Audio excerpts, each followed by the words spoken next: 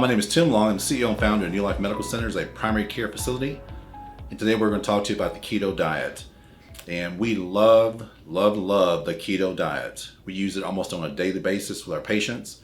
You know, if the patient has type 2 diabetes, pre-diabetic, who has hypertension, who has issues like brain fog or cognitive function, if they have metabolic syndrome or just want to lose weight, this is our go-to diet plan to start. Now, what we love about it is it's very flexible, so we can customize it for the patient and their needs. And so every patient is totally different, and you'll see that as we go along this video. Before we go any farther, if you're looking for a complete guide to the ketogenic diet and to ketosis, there's actually two guides. We have those for you. They're 46 pages, and we put this together and we had doctors review it, and it's on our website. So if you go to our website, newlifemedcenters.com, newlifemedcenters.com, go to the weight loss page, go down to the bottom, and you'll see a link. And if you put in your email, and we won't abuse it, I promise, you can download that ebook, which is actually two complete guides in one. And along with the guides, we put in there to help you actually get practical things you could use to actually get started.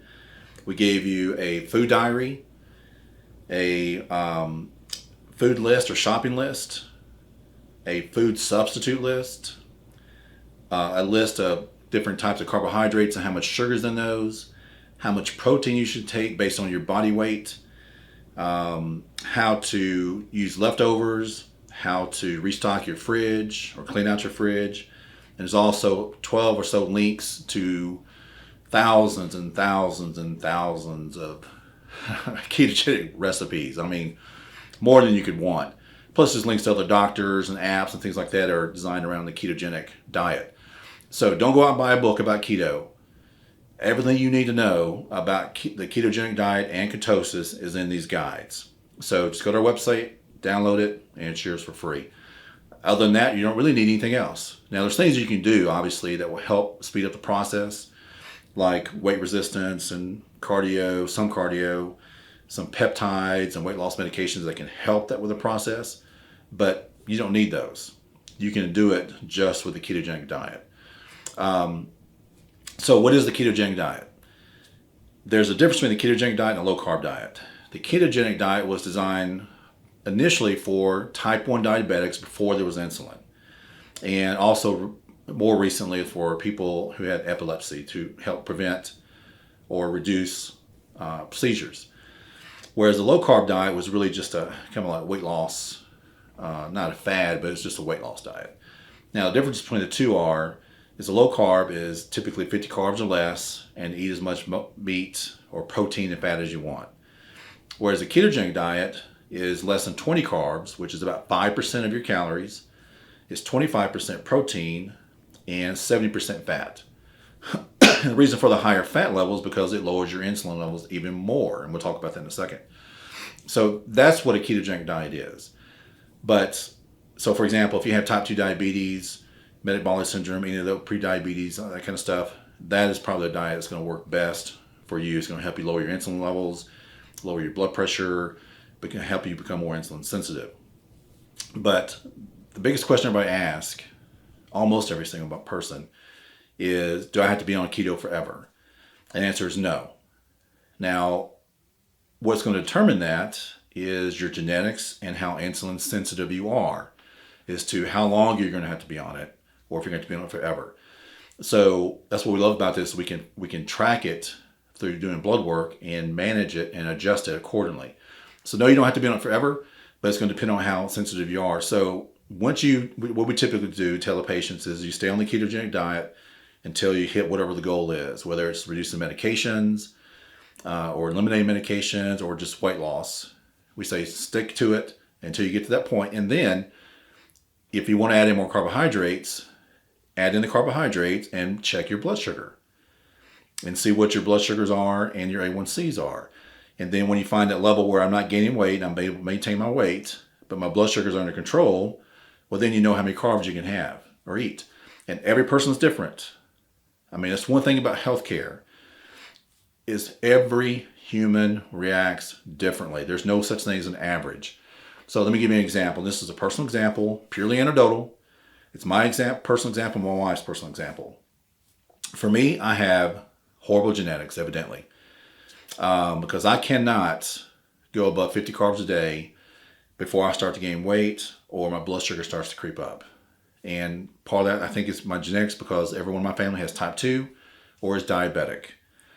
Where my wife, on the other hand, she can eat 150 carbs a day, basically whatever she wants, and not gain an ounce. Has no issues. And I'll give you an example about, here's another example, is ketosis, getting into ketosis. Now what ketosis is, and we cover that in the guide, it's just where your body has converted from being glucose dominant, burning glucose for energy, which is the standard American diet, just what everyone eats, to a fat adapted diet, which means your body's burning fat. So it's called, when you're burning fat, it's called ketosis. Well, to get into ketosis, that's where you're actually burning the fat for fuel, and that's when you're losing weight. So I'll give you an example of how long it takes me to get into ketosis. If I eat a couple large servings of low glycemic vegetables like broccoli or asparagus the night before dinner, I won't get back into nutritional ketosis until the next afternoon around lunch or 2 o'clock. So it kind of sucks. I mean, because it takes me that long, and that's in fact, that's not even eating. I'm fasting to get to that point. Now, on the other hand, my wife, if she, and we measure her blood work. If that morning, she ate her normal dinner the night before, she eats pasta, whatever she wanted. That morning for breakfast, she ate an orange. At 10 o'clock, she had a Coke. And by 12 o'clock, lunch, she was in ketosis. It took her just a couple of hours to get into ketosis. So, and she's half my size, literally less than half my size. And she can have 3 times the amount of carbs that I can have. And she gets in ketosis so much easier. So she's very carb sensitive. She's very insulin sensitive. Insulin sensitive. So she's got great genetics. I've got horrible genetics. So how long are you going to have to stay on it? It depends on your genetics and how sensitive you are to it. Now, you can't be on it for forever. I've been on it for 5 years. So I love it. I wouldn't eat any other way. Every time I go out and try, desserts or whatever, it makes me feel sick. I feel bad. And, sweets don't taste the same anymore. They taste like chemicals instead of being sweet. So your taste buds will change to it. So you can do this forever if you need to. So why is the ketogenic diet so effective? I think besides the health, we're going to talk about that in a second, in the weight loss, the main reason it's so successful and people can do it and be successful on it is because there's no hunger, or virtually no hunger. It's more satiating than the standard American diet or on these diets where you're eating carbohydrates and, a mixture like the normal, they just restrict your calories. It satiates you because it lowers the ghrelin hormone, which is the hunger hormone. Now, when the ketogenic diet, you're not going to count calories and you're not going to restrict calories. What you're going to do is you're just going to eat till you're full. When you're hungry, eat, and just eat till you're satiated and stop. So that's, I guess, the biggest reason the ketogenic diet is successful, because there's just not that hunger. Now, why does it work? Well, it works because it converts your body from a glucose dominant, what's non-ketogenic, where you're burning glucose for energy, which is when it keeps your insulin spiked, which is going to allow you to store more energy, store more fat, to a ketogenic or ketosis state where you're fat burning. So, for example, when you eat a carbohydrate, where you eat any time, it's going to spike your insulin a little bit. It's just to what level. Carbohydrates, for example, is like way up here. Protein is like here, and fats right here. So the whole point of being successful is you want to be in the fat burning zone or ketogenic or ketosis as long as possible. So the way to do that is to lower your insulin. And the way you lower your insulin is you cut out the carbohydrates. So when you're in a ketogenic state, you're burning fat and you're fat adapted, you're burning the fat off your body. So though talking about, people say eat 6 meals a day. Well, if you're eating 6 meals a day, every time you eat, you spike your insulin, which when you spike your insulin, it stops the fat burning until you burn through that, which typically takes about 3 or 4 hours. So by the time you got to the point where you're burning fat again, you eat another meal. So in our case, we don't suggest 6 meals a day. We suggest, 2 to 3 meals a day. And that way it gives your body the ability, it doesn't spike your insulin too much. Even if you had too many carbs, you'll be able to get back into the fat burning zone much quicker and stay there much longer. So that's the whole point, is to get into the fat burning zone as fast as possible and stay there as long as possible. Now, you can do that with just a ketogenic diet. And you can do that eating 3 meals a day. But there's other things you can do, like fasting and so on, extend the meals out to keep that fat burning longer. But that's why it's successful, is because the ketogenic diet lowers your insulin, which prevents you from storing food. And it keeps you in the point where your body is burning its own fat for energy. Now, what are some of the health benefits? Well, some of the health benefits is, one, it's the heart and brain both has been shown through research to prefer ketones. It allows them to work more efficiently and more effectively. Now, they'll work on glucose or ketones, but we know that the ketogenic diet has been proven through research to help with heart health, cardiovascular health. Also, let me say here before we go farther, if you go to our website and go to the research page, you'll see hundreds of studies that are based on the low carb ketogenic diets and heart health, erectile dysfunction, brain health, and so on. So there's hundreds of studies there you can go take a look at for yourself. But it helps with heart health, PCOS, which is polycystic ovary syndrome for females, irritable bowel syndrome, gut issues. It helps with acne, epilepsy. It's like we discovered before, ketogenic was originally designed for type 1 diabetics and people with epilepsy. So it's very effective with that, any type of neurological disease, because it reduces inflammation. Mental health, short-term memory, cognitive function. It helps to prevent and sometimes even reverse Alzheimer's. It helps with the energy levels, unbelievable. And until you actually get in the fat-adapted state, you don't understand what I'm saying. But the energy level is unbelievable. And it's also throughout the entire day. You don't have these ups and downs, like after you go eat lunch and feel like crap and want to go to sleep. That goes away. You don't have that anymore. Also with physical endurance, you're seeing more and more long distance endurance athletes convert to the ketogenic diet. And the reason why is because they don't run out of energy. They don't hit that wall.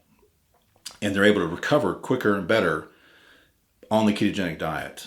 Also in migraines, there's a recent study, just pretty recent, where they took patients who had migraines, removed the carbohydrates, put them on a ketogenic diet, the migraines went away.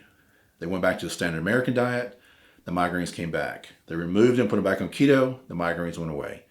So there's pretty good research showing that migraines, it helps tremendously with migraines. There's other benefits too. We can't cover all of them. It helps with chronic inflammation, which helps with nerve, cardiovascular, helps with the entire body, helps with healing, things like that. But what are some of the risks to the keto diet? There's not very many risks. We know if you eat a proper keto diet, you're usually able to get all the nutrition that you need just from your diet, so you don't need supplements or anything like that. One thing you do have to watch is a lot of times people will, especially if they don't salt their food, they don't get enough salt. So you just need to make sure you watch your salt, because they're not eating out as much anymore and they're not getting all this excess sodium. Like in my personal case, I have to add salt because I wasn't getting enough. So when you go on the ketogenic diet, make sure you're getting enough salt. When there's issues like you hear things about like gout and kidney stones and things like that, that's usually where it comes off the diet that was designed for the people with epilepsy or type 1 diabetics, where it's very, very high fat, very low protein, and very low carbohydrates, which that's not what we're on. And we're not going to use that. So there's not very many side effects to the ketogenic diet or keto diet, but there's a lot of benefits to it. So one other thing I want to talk about before we end this is when you first start on a ketogenic diet, you're most likely going to go through what's called the keto flu. Now, the keto flu is just where your body goes from burning glucose, or is glucose dominant, to fat adapted or fat dominant.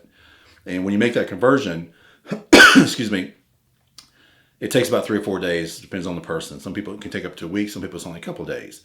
But during that conversion stage, you're going to feel horrible, most likely.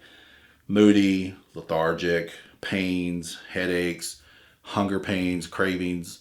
But just bear through it. Once you get through those first few days and you get fat adapted, then you get all those benefits. And it's like a light switch flips. One day you're feeling horrible, next day you're like, whoa, it's great. Energy levels to the roof, things like that. So just be ready for it. It's going to happen. And all that is your body is withdrawing from the sugar because you're sugar addicted and didn't even know it in most cases. So your body's actually withdrawing from that sugar. So just be patient. It's going to be horrible at first, but give it a few days and it's going to get great. So if you have any questions about the ketogenic diet, ketosis, how to lose weight, how to get off medications, give us a call. Also, with this diet, before you start it, you need to go and talk to your doctor if you're on medications, whether it's diabetic medication, hypertension medication. Go talk to them, because once you get on this diet, they're going to have to adjust those doses down, because as you become more insulin sensitive, they're going to have to adjust your diabetic medication. As you're losing weight and there's less inflammation in the body, your blood pressure is going to begin to drop or normalize. They're going to have to adjust those medications as well. So make sure before you start this diet, if you're on any type of medication, talk to your doctor about it so they can walk with you through this journey.